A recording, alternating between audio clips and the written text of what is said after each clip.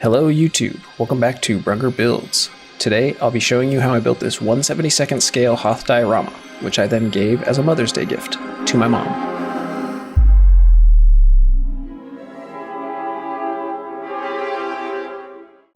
Alright, for starters, I looked for quite some time to find a free Luke and Taun-Taun 3D file, but I couldn't find anything that quite matched what I wanted.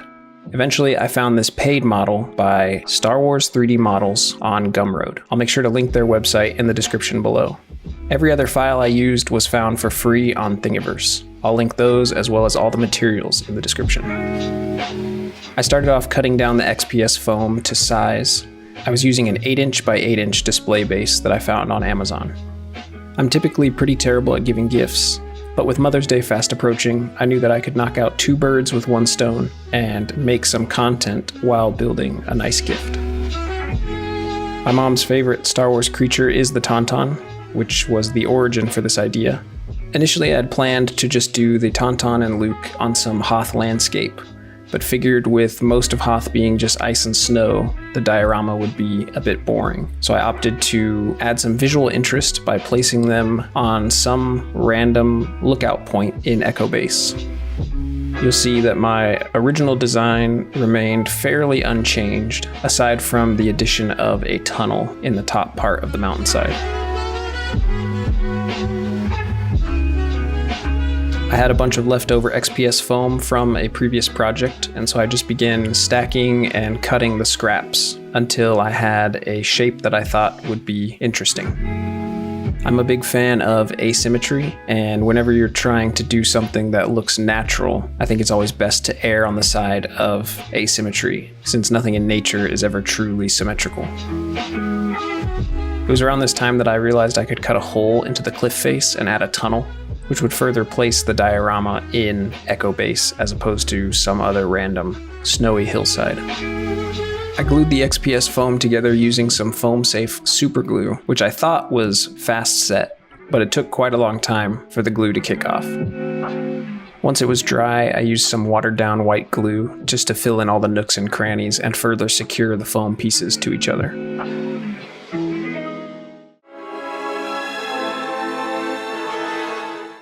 Okay, so this diorama build was a bunch of firsts for me.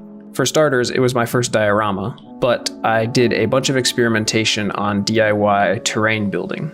You can buy pre-made rock faces or even molds to make your own plaster rocks, but a technique that I saw on YouTube was to use crumpled up tinfoil as a form to make your plaster rocks. I wish I could find the original creator I saw do this, but I looked back through all of my videos and I can't seem to find him, so just know it was not my idea. I had also planned to incorporate some ice formations into the diorama, but I poured my resin too fast and too thick, and the curing process turned it all yellow, and then it stuck to the tinfoil, so I just abandoned that. And next time I try this technique, I will do smaller pours of resin and probably use some mold release or Vaseline on the tinfoil to make it easier on myself. However, the plaster rocks came out great and popped right out of the tinfoil. Here you can see just how close this technique gets you to a realistic rock face.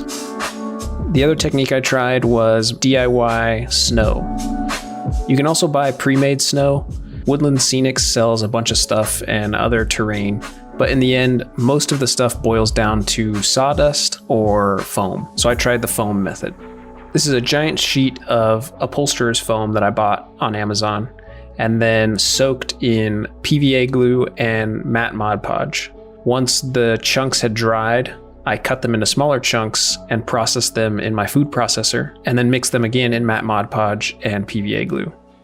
This whole process takes a few days for everything to dry completely, but once you're done, you're left with these little foam pellets that then you can stick in your coffee grinder and grind into a fine, fluffy powder. This will be your snow. You could also dye this green or brown or whatever color you wanted and use it in other terrain applications. I was really happy with how this turned out since this was a big experiment. I'm not sure if I've seen any terrain builder actually use this technique, but it was kind of an amalgamation of different things I had seen different people doing.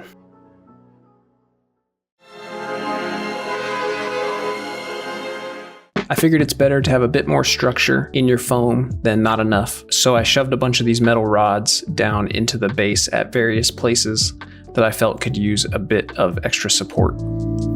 I then double-checked my rough layout and then began cutting into the cliffside. I knew I wanted this door to appear as if it was cut into the cliffside rather than just sitting on the face of the rocks, and so I cut a bit out of the foam just to make a little pocket for it to sit into. In episode 5, all of the Echo Base hallways are this sort of rounded trapezoid shape, and initially I thought that I'd be able to cut this out pretty easily with my soldering iron, but as I went along carefully cutting, it became clear that this was going to be sort of a tedious process to get it to look good, since it's pretty tough to control how much of the XPS foam melts away from the soldering iron. So I decided my best course of action would be to design and 3D print a little hallway that could be perfectly trapezoid shaped. I don't have any footage of the design process in Blender since I'm a total noob with the program and it took quite a long time to get this simple shape, but essentially I just made a giant rectangular mesh and then used the Boolean cutout tool to cut a long trapezoid in the cube. I'll try to remember to upload that file to Thingiverse and link it in the description as well.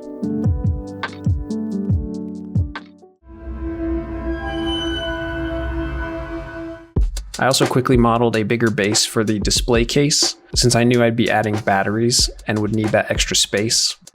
I quickly cut a hole for the switch and then began planning out the layout of the battery. Initially, I had only planned to give the hallway a light, but you'll see later that I decided to add one more little light, so I had to go back through this wiring process a second time.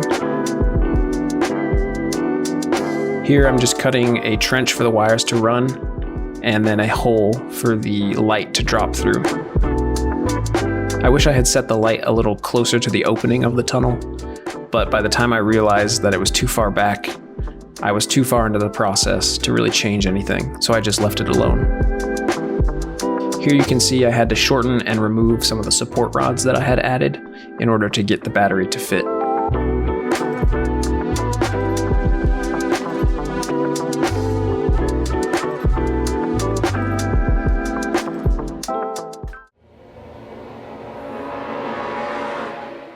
Here is the Echo Base tunnel.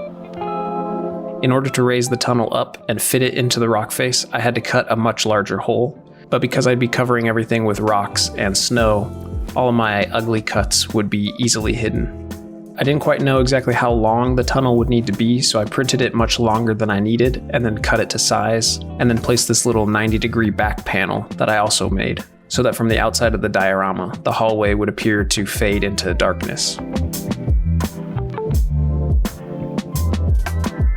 All the hallways and tunnels in Echo Base have these horizontal lines cut into them, almost as if all the hallways were formed from a giant laser blast or boring tool or something.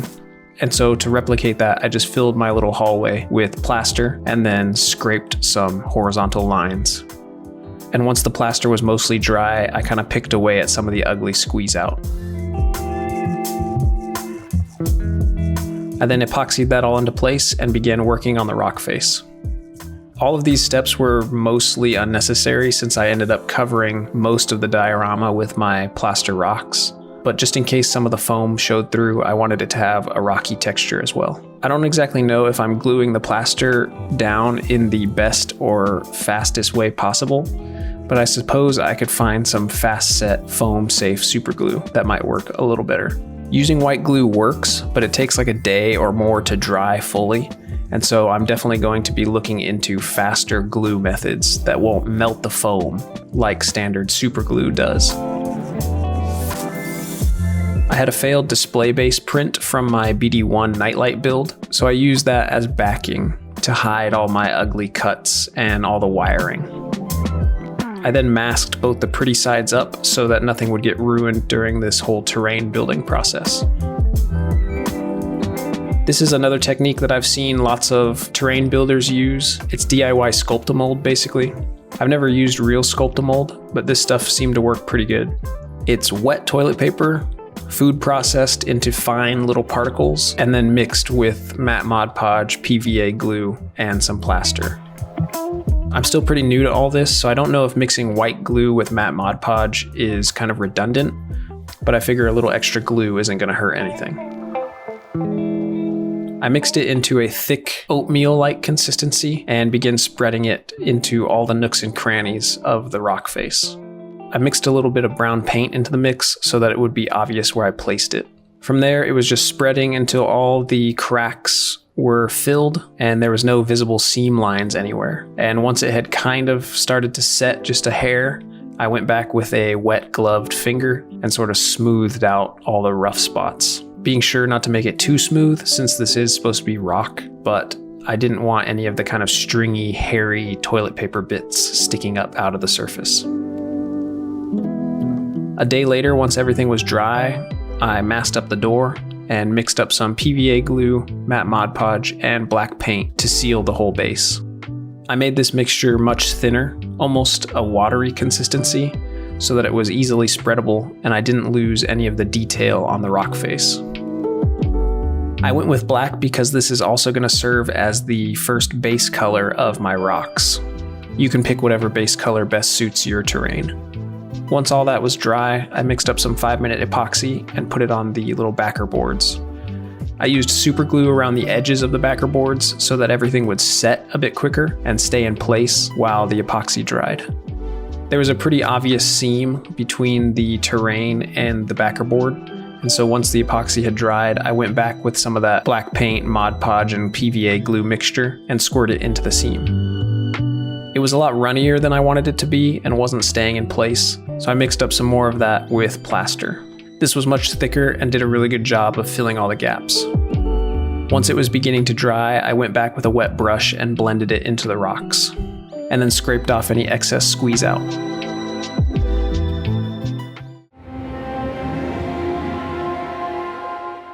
Alright, now it's time for painting all my little models. I am continually amazed at how much free stuff there is online, and I'm very thankful for all the people on Thingiverse who spend their time modeling things and then posting them for free. All of these models were printed at a 0.01mm layer height on my Anycubic resin printer. I still have some exposure settings to dial in to get future models to be cleaner, but as they are, I'm really impressed with the level of detail I was able to achieve. The stirrups on the Taun-Taun model came off during the cleaning and curing process, so before paint, I carefully glued them to Luke's feet. I shot these all first with a satin black Rust-Oleum, and then went over the tops of them with a white satin for a zenithal highlight. The goal of the zenithal highlight is to add detail to your models by emphasizing the shadows, and I think I went a little overboard with the white paint, but because I didn't want to risk losing any detail doing further coats of paint, I just decided to move on to painting. For some reason I painted the first couple boxes completely black, but then quickly realized that all my parts were already painted white, and I should let that work for me rather than against me. And so I began to stipple on and dry brush some blackish brown paint, letting a lot of the white show through so that I could sell the look of stuff that had been sitting out in the snow for a long time. I tried to be really random with my paint job to further sell the natural look of fallen snow. Aside from the blacks and browns that I was using, I mixed up a dark blue color, but it stood out a bit too much, so I went back over those pieces with a brownish rust color just to make everything look nice and weathered. I still felt like some of these pieces could use some more snow, and so I went back over stippling on some white paint. I then weathered the turret using a few washes that I mixed up. One of the washes was a bit more brown than black, another a bit more black than brown, and the third one was a bit more orangish brown, which I used for some rust detailing.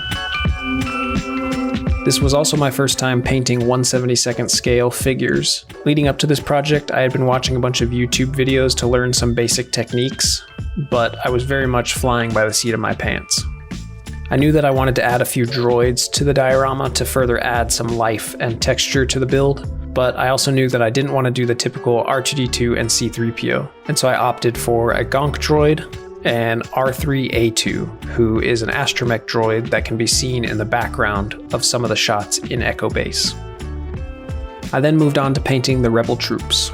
When it comes to painting tiny people, you're not going to get a huge amount of detail, but one of the things that I've recently learned is that you can paint the face with a dark shade and then go back with a lighter shade hitting the cheeks, chin, and nose, just to add a little bit of highlight detail on what would otherwise be a pretty bland face. I also watched a few videos specifically about painting Tauntauns, but I forgot most of everything that I learned. I just knew that I needed to get his horns tan and his nose a bit pink. And if those colors were a bit too obvious or stood out too much, I could knock them back with a gray wash for his fur.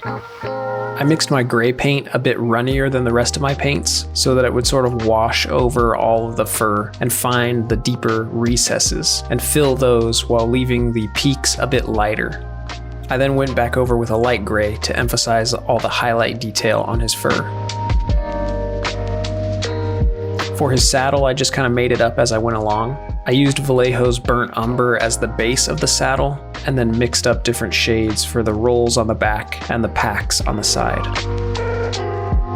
Again, this was my first time painting something so small, and even though I know I still have a lot to learn, I'm pretty proud of how this came out.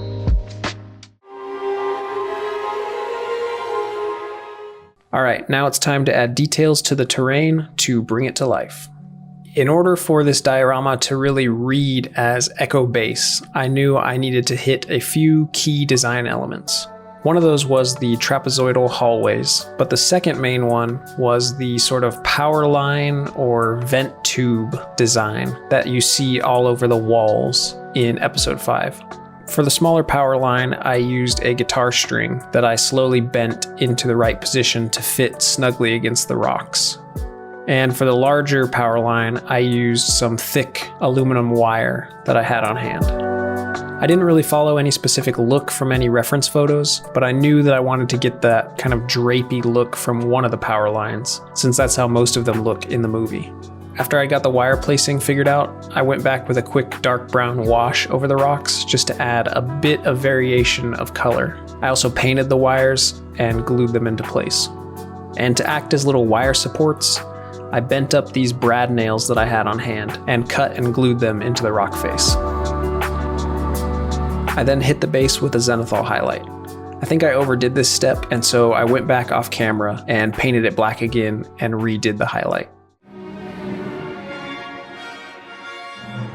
Now, the light in the hallway was cool, but I felt like I needed a little bit more visual interest to the cliffside. And so I came up with the idea of making a little lantern to sit on top of some of the cargo boxes. I actually found this lantern model on Thingiverse. It's based off of some of the lights at Disneyland's Galaxy's Edge. With it being so small, it was definitely very fragile and very finicky, and as you can see, the top broke off because the side supports were so small. And although I was seriously questioning my decision-making process, I forged ahead knowing that where there's a will, there's a way. I figured out the placement that I wanted the box at, and then ran some wires from the battery pack up through the diorama base. This was a pretty tight fit and actually took me 3 or 4 tries to get the length of the wire right, since it needed to be just short enough to tuck back down into the rock face and hide away from sight. But eventually I got it to a decent length, and thankfully the light worked. I then glued the box in place and carefully glued the little lantern over the LED bulb. I then added a bunch of other boxes so that this one box would not look out of place. From there, I moved on to placing some of the other details.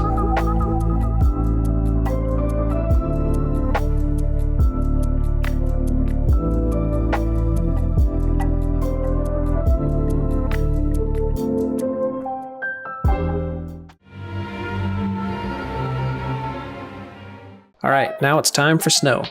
I knew that I wanted my first coat of snow to be easily spreadable, and so I mixed up some baking powder, white paint, and gloss Mod Podge.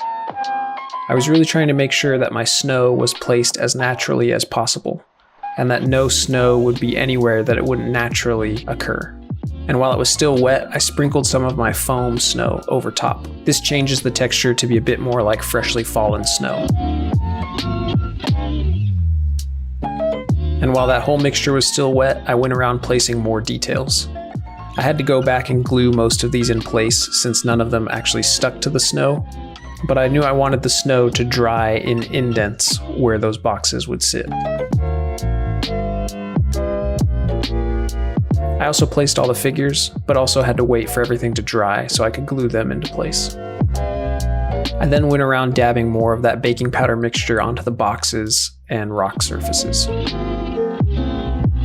I felt like this door was a little too white and pretty, so I weathered it a bit more. And the next day, once everything was dry, I went back over the trench with a brown wash to make it look like the mud and snow had been churned up by many footsteps. I also added it around some of the cargo boxes to simulate leaky fluids. I felt like I had overdone it a bit, so I went back over that with some white paint. And then it was ready for its glamour shots.